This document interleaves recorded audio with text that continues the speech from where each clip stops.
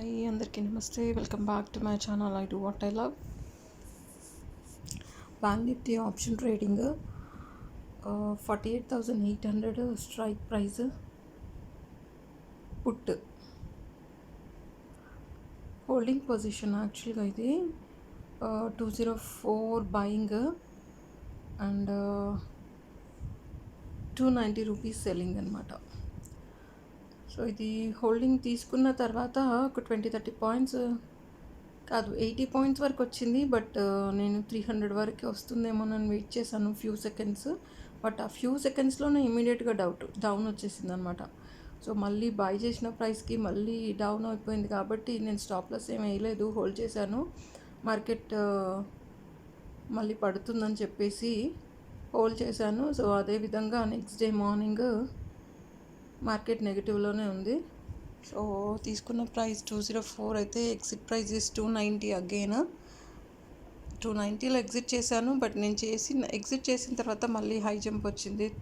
340 353 వరకు కూడా పోయింది. బట్ ఓకే, సేఫ్ సైడ్ ఎంత వచ్చినా చాలే అనుకొని మళ్ళీ ప్రీమియం తగ్గిపోతుందని క్లోజ్ చేసిన. ప్రాఫిట్ వచ్చేసి 12,900. లాస్ లేకుండా 12,900 అనమాట. సో ఆప్షన్స్ చేసేవాళ్ళు ఎక్కువ హోల్డింగ్ చేయకూడదండి, చేస్తే చాలా డేంజర్. ఎందుకంటే మార్కెట్స్ ఎప్పుడు ఎలా ఓపెన్ అవుతాయో తెలీదు. అప్ అవుతాయా, అప్ సైడ్ గ్యాప్ అప్ అవుతాయా, గ్యాప్ డౌన్ అవుతాయా అనేది తెలీదు. ఎందుకంటే మార్కెట్లో ఎలాంటి న్యూసెస్లు రిలీజ్ అవుతాయో తెలియదు అనమాట. సో రాత్రికి రాత్రి మార్కెట్ అంతా మారిపోయే ఛాన్సెస్ ఉంటాయి. సో మన మార్కెట్స్ అనేవి కోర్స్ ఇప్పుడు ఇంటర్నేషనల్ న్యూసెస్ మీద అప్పుడప్పుడు డిపెండ్ అవుతున్నాయి, కానీ మోస్ట్లీ మన మార్కెట్స్ పాజిటివ్ అయిపోయి రన్ అవుతున్నాయి. బట్ ఈవెన్ దో ఎప్పుడైనా సరే హోల్డ్ చేయకూడదు ఆప్షన్స్. హోల్డ్ చేస్తే ఏమవుతుందంటే అంతే, మార్నింగ్ గ్యాప్ అప్ అయినా గ్యాప్ డౌన్ అయినా సరే, ఎక్కువ హెవీ ఫాల్ డౌన్ కానీ గ్యాప్ అప్ అయినా కానీ అప్పుడే ప్రాఫిట్స్ అనేవి మనం చూస్తాము. దట్టు ఇమీడియట్గా క్లోజ్ చేసేయాలన్నమాట మార్కెట్ ఓపెనింగ్లోనే. ఇంకొంచెం హోల్డ్ చేస్తే అది ఇమీడియట్గా పడిపోతుంది. సో అలా కూడా జీరో అయ్యే ఛాన్సెస్ ఉంటాయి. అందువల్ల హోల్డ్ అనేది చేయకూడదు, చేస్తే మనకే ప్రాబ్లం.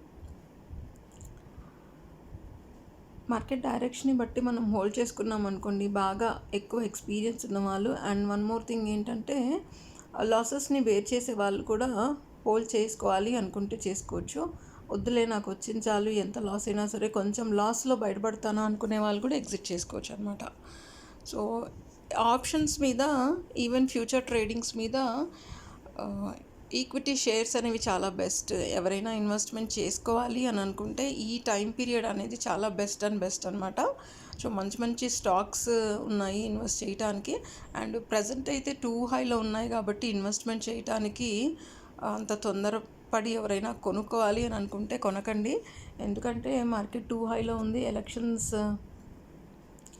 అయిపోయేంతవరకు మార్కెట్ ఇలానే ఉంటుంది, అప్ అండ్ డౌన్ ఎక్కువ వాలటిలిటీ ఉంటుంది. కాబట్టి కొన్ని షేర్స్ ఉన్నాయి, కొనుక్కోవచ్చు. అవి మార్కెట్ ఎలక్షన్స్ అయ్యేంతవరకు కొంచెం బాగానే మూమెంట్ ఉంటాయి. అంటే టాప్ కంపెనీస్ అయితే, ఈవెన్ స్మాల్ కంపెనీస్ కూడా వస్తాయి. బట్ మనకు ఐడియా అనేది ఉండాలి, ఏ కంపెనీ బాగుంటుంది, ఎక్కడ ఎంట్రీ తీసుకోవాలి, ఎక్కడ ఎగ్జిట్ చేయాలి అనేది. సో అలాంటప్పుడే మనం ఇన్వెస్ట్మెంట్స్ చేయాలి. అదర్వైజ్ మార్కెట్ ఎలక్షన్స్ అయిపోయేంతవరకు హోల్డ్ చేసి మార్కెట్ కరెక్షన్ వస్తే అప్పుడు మనం ఇన్వెస్ట్మెంట్ పెడితే ఇంకా తిరుగులేదనమాట. కొన్ని మంచి మంచి స్టాక్స్ సెలెక్ట్ చేసుకొని ఒక్కసారి ఇన్వెస్ట్మెంట్ చేసామనుకోండి, ఒక 4-5 ఇయర్స్కి కానీ, అట్లీస్ట్ 1 ఇయర్కి కానీ, అండ్ అదర్వైజ్ 10 ఇయర్స్కి కానీ ఇన్వెస్ట్మెంట్ చేసామనుకొని మన ఇన్వెస్ట్మెంట్కి డబుల్ ట్రిబుల్ వచ్చే ఛాన్సెస్ ఉన్నాయన్నమాట. అందుకని ఆప్షన్స్ చేయాలి అనుకునే వాళ్ళు ఎవరైనా సరే చాలా జాగ్రత్తగా చేయాలి. అది ఎక్స్పీరియన్స్ ఉంటే తెలుసుకొని చేయండి, తెలిసిన వాళ్ళ ద్వారా చేయండి. అలా అయితేనే మీకు డబ్బులు వస్తాయి. లేకపోతే ఆప్షన్స్లో ఎవ్వరూ ఎంట్రీస్ తీసుకోకూడదు.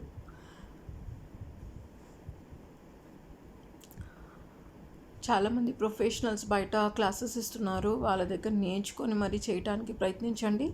సో జాగ్రత్తగా నేర్చుకొని చేశారంటే డబ్బులు. నేర్చుకోకుండా ఎంట్రీస్ తీసుకున్నారంటే 10,000 ఇన్వెస్ట్మెంట్ చేశారనుకోండి, ₹1,00,000 పోతాయి మీవి. అందుకని చెప్పి చెప్తున్నాను, జాగ్రత్తగా ఉండండి. చేసుకోవాలి అనుకునే వాళ్ళు జాగ్రత్తగా చేసుకోండి, నేర్చుకొని చేసుకోండి. వెల్ అండ్ గుడ్ అనమాట నేర్చుకొని చేసుకుంటే. అందుకని పదే పదే చెప్తున్నాను అనమాట. ఎవరు కూడా డైరెక్ట్గా అటెంప్ట్ చేయకూడదు, ఆప్షన్స్ చాలా డేంజర్ అని చెప్పేసి. సబ్స్క్రైబ్ చేయడం మర్చిపోకండి, లైక్ చేయండి, షేర్ చేయండి. Thank you so much for watching. I do what I love. Thank you. Video పూర్తిగా చూసే వాళ్ళకి అర్థమవుతుంది. సో మార్కెట్ రన్నింగ్లో ఎలా డౌన్ వస్తుంది అనేది మార్కెట్. సో మార్కెట్ నేను 290లో ఎగ్జిట్ చేశానని చెప్పాను కదా. 340, 350, 360, 373 వరకు కూడా అప్ సైడ్ వెళ్ళింది మార్కెట్. బట్ సస్టైన్ అవ్వలేదు. యాక్చువల్గా సస్టైన్ అవ్వదు కూడా. ఆప్షన్స్లో ఎప్పటికప్పుడు అప్ అండ్ డౌన్ అవుతుంటుంది కాబట్టి ఇమ్మీడియట్గా మనము ఎగ్జిట్ అనేది చేసేయాలి. చూడండి, నేను 204లో బై చేశానని చెప్పాను కదా. సో నేను బై చేసిన ప్రైస్ నాకు దొరకలేదు కాబట్టి నేను మార్కెట్ డౌన్ సైడే ఉంది కదా అని హోల్డ్ చేశాను. నేను మార్కెట్ క్లోజ్ చేసినప్పుడు 191 ఆర్ 193లో క్లోజ్ అయిందనమాట ఎస్టర్డే రోజు. సో మళ్ళీ అక్కడే ఓపెన్ అయింది అండ్ డౌన్ సైడ్ కూడా వెళ్ళింది అనమాట. లైక్ 150, 151 వరకు కూడా వచ్చింది. మార్కెట్ డౌన్ఫాల్ రాగానే ఒక జంప్ వచ్చింది అప్ సైడ్.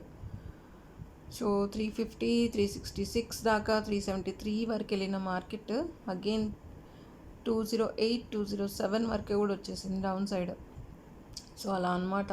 సో మనం ఎగ్జిట్ చేయకపోతే అలా పోతాయి అన్నమాట. సో నేను 204లో బై చేశానని చెప్పాను కదా. నేను అలాగే హోల్డ్ చేసి ఉన్నానే అనుకోండి, సో నాకు ప్రాఫిట్స్ వచ్చేవి కాదు అసలు. ఎందుకంటే మార్కెట్ మళ్ళీ నేను తీసుకున్న ప్రైస్కి వచ్చేసింది కాబట్టి.